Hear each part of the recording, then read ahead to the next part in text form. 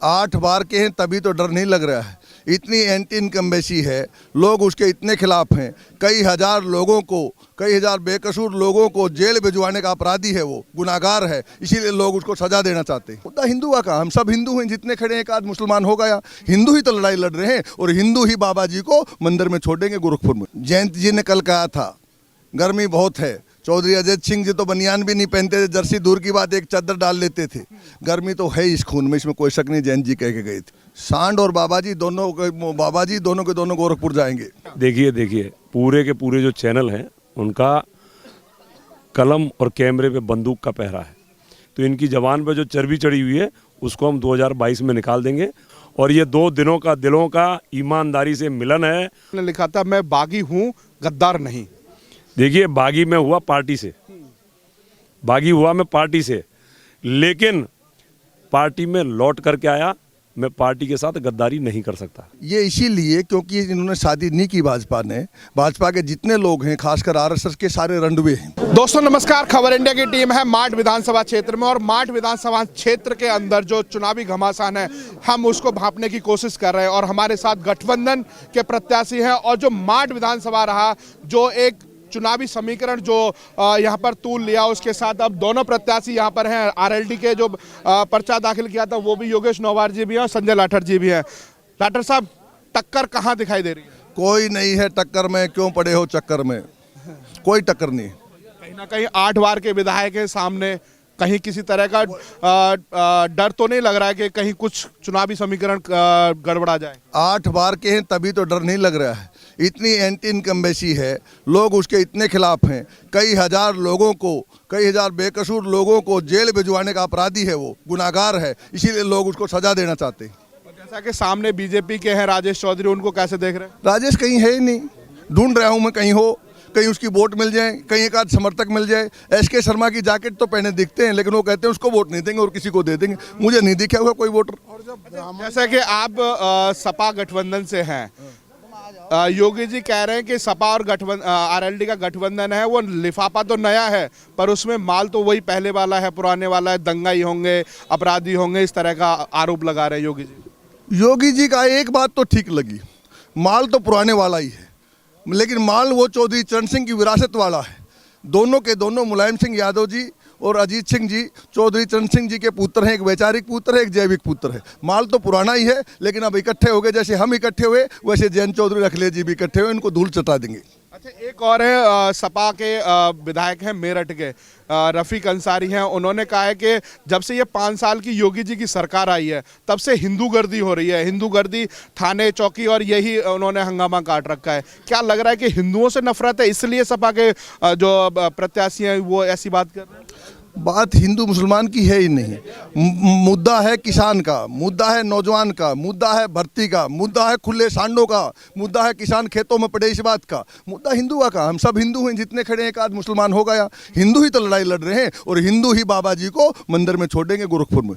अच्छा, जैसा कि अगर बात हिंदू मुस्लिम की आ गई तो कैराना की सीट की भी बात कर लेते हैं। वहाँ से जो नाहिद हसन है वो कह रहा है कि वहाँ पर 24,000 चौधरी हैं, यहाँ पर 90,000 हैं, गड़बड़ कर देंगे, ज़्यादा ताप में ना अकड़ निकाल देंगे। तो उस चीज़ को कैसे देख रहे हैं? देखिए, किसान की बात कीजिए।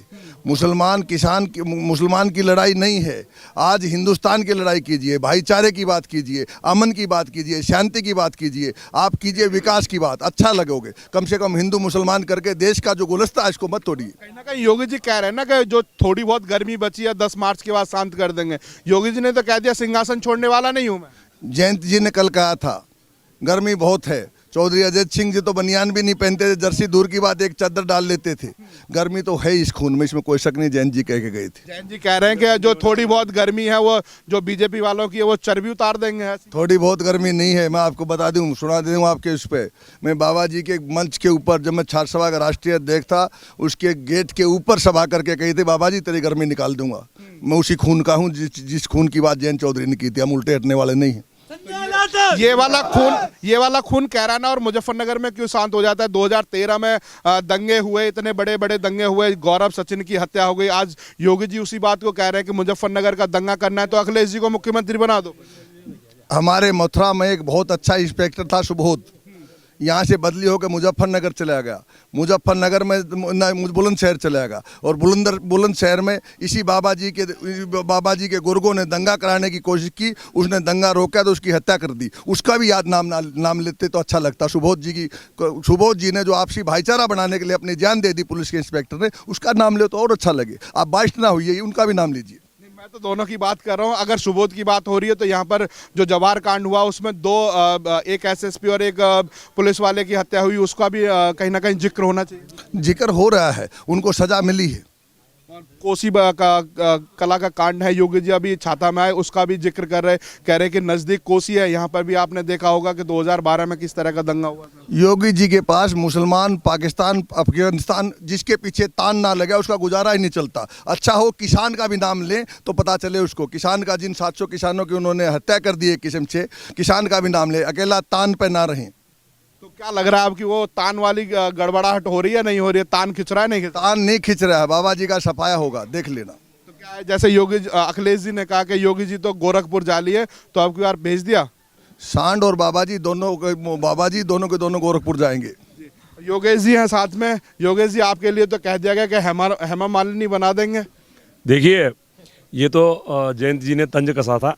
बाकी जिस तरीके से टिकट कटी थी, मेरा मन बना था, ऑफर आए थे सब तरीके के, वो आते भी हैं राजनीति में, लेकिन यहाँ इस माट विधानसभा को आज़ाद कराने के लिए और भाईचारा को बढ़ाने के लिए हम दोनों भाई एक हुए, और एक होकर जो व्यक्ति यहाँ पिछले 35 सालों से राज कर रहा है उसको भगाने का और उसको हराने का काम करेंगे। काफ़ी समय बाद मुलाकात हुई, एक बार हाथरस में मुलाकात हुई थी, वहाँ पर भी आपके साथ साक्षात्कार हुआ। उस समय जयंत जी के पास जो लाठी चार्ज हुई थी उसकी चर्चाएं बहुत होती हैं, तो क्या लग रहा है कि यहाँ के जाट समाज देख रहा है उस चीज़ को? देखो, लाठी का जो ये प्रहार हुआ, ये इतना भावुक पल है हमारे लिए, वो उस पल को हम याद नहीं करना चाहते हैं।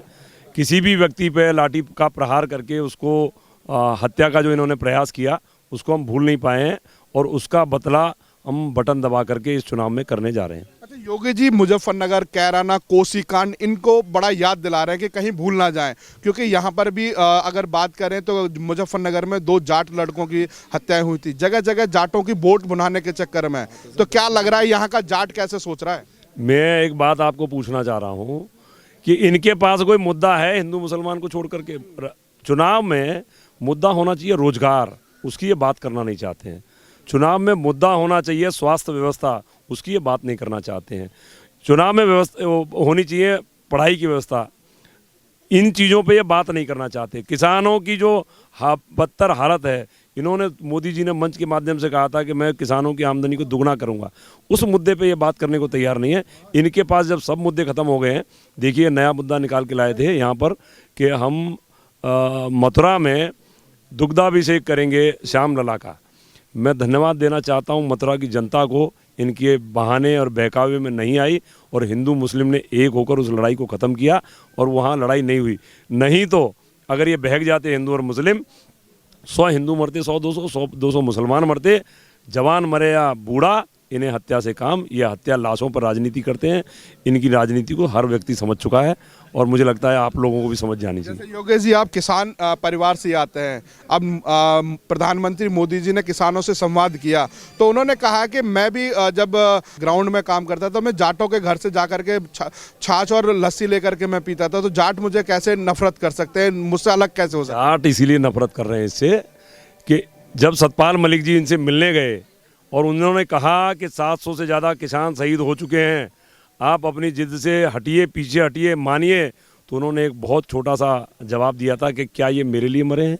तो मेरा सवाल ये है कि मोदी जी खुद बताएं ये किसके लिए मरे हैं। जो तीनों कानून इन्होंने थोपे और 1 साल हमको वहाँ दिल्ली में सड़ाया, सर्दी में, ठंड में, गर्मी में, हमारे किसान वहाँ पर शहीद हुए। एक दिन भी मोदी जी ने मौन धारण तक नहीं किया, शोक व्यक्त नहीं किया, और जिस प्रकार के जो बयान उन्होंने दिए अभिमान वाले, वो कि मैं कभी पीछे नहीं हटता, झुकता नहीं, तो उनको पीछे भी हटना पड़ा, झुकना भी पड़ा, घुटने के बल आके माफ़ी भी मांगनी पड़ी। अब माफ़ी मांगने से कुछ नहीं होगा, माफ़ी मांगे तो उन 700 परिवार से मांगे जो वहाँ शहीद हुए। अच्छा, सबसे बड़ा सवाल है कि अगर किसान की बात आती है तो राकेश टिकैत हैं, उन्होंने पूरा सर्वे सर्वा वहाँ पर देखा और पूरा आंदोलन को 1 साल तक लेकर के गए। अब एक टीवी चैनल पे खड़े होते हैं, वहाँ पे चिल्लाने लगते हैं कि ये राम मंदिर क्यों दिखाया जा रहा है, एकदम से गर्मी में आ जाते हैं, ऐसा क्यों? देखिए, मंदिर से क्या नफरत है क्या? देखिए पूरे के पूरे जो चैनल हैं उनका कलम और कैमरे पे बंदूक का पहरा है।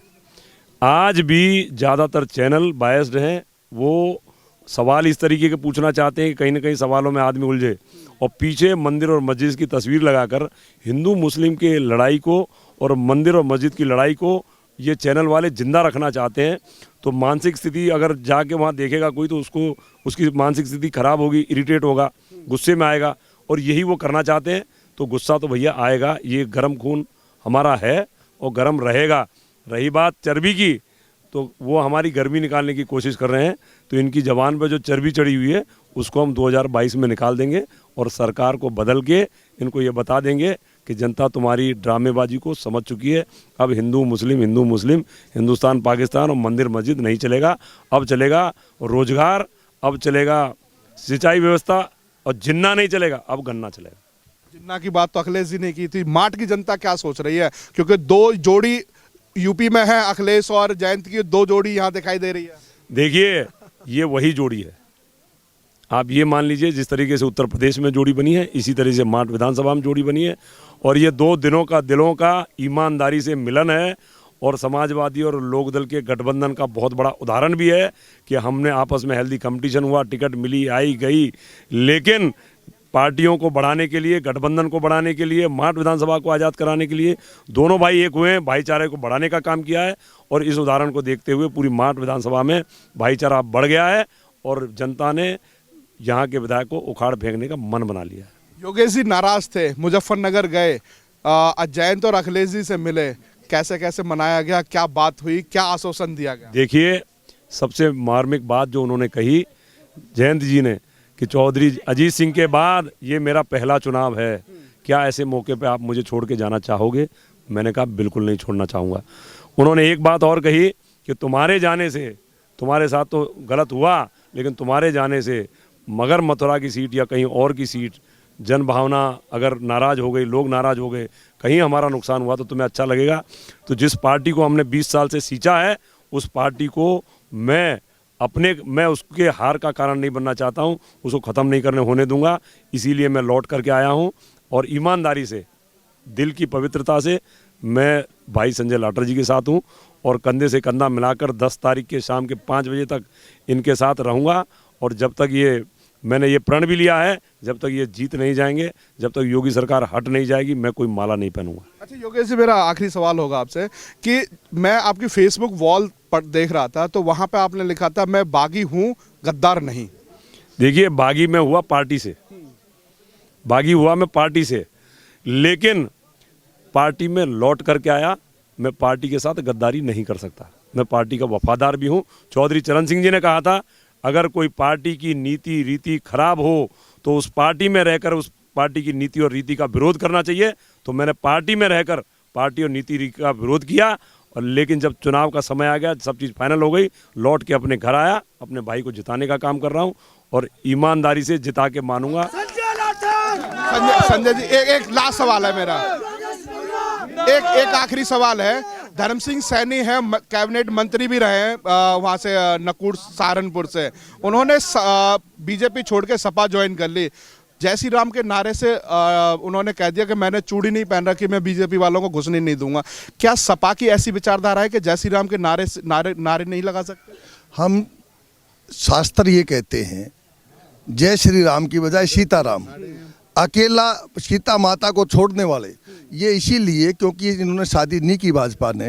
भाजपा के जितने लोग हैं, खासकर आरएसएस के, सारे रंडवे हैं, इसीलिए वो एक तरफा नारा लगे। नारा जय श्री राम का नहीं, नारा सीताराम का है, सीताराम का नारा लगाने वाले हम लोग। बहुत बहुत धन्यवाद।